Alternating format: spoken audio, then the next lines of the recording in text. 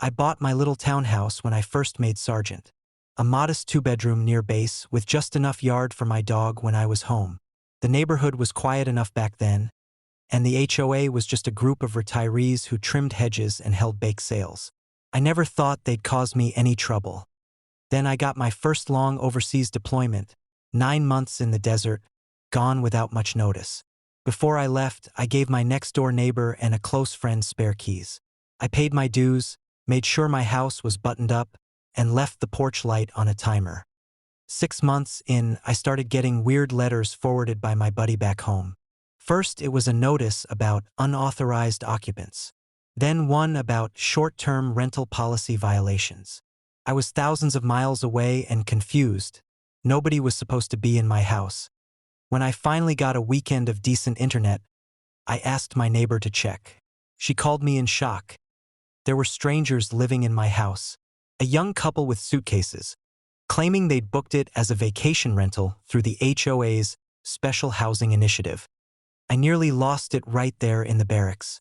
Turns out, the new HOA president, a piece of work named Carl, decided empty units were wasted assets.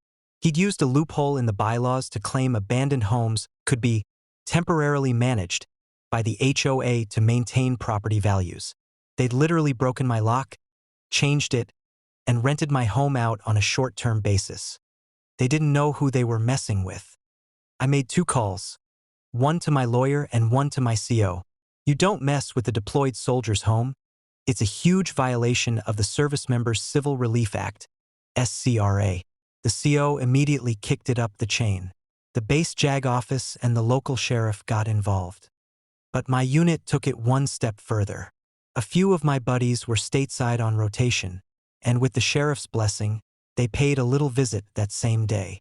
They showed up at my front door in uniform, politely knocked, and informed the poor clueless vacation renters that the property had been illegally occupied. They helped them gather their bags, gave them a ride to a hotel at the HOA's expense, and changed the locks back to my originals. The sheriff's deputy stood right beside them while they handed Carl a cease and desist. Carl nearly fainted when the base's legal office called him that afternoon. By the time I got back stateside, my house was spotless. My unit and neighbors had kept an eye on it. The HOA had paid for a deep clean, and Carl was no longer HOA president. He'd resigned after the board was slapped with fines and a very real threat of federal charges for violating my rights as active-duty military. And guess what? I sued them anyway and won. They paid damages, attorney fees, and an extra penalty for violating the SCRA.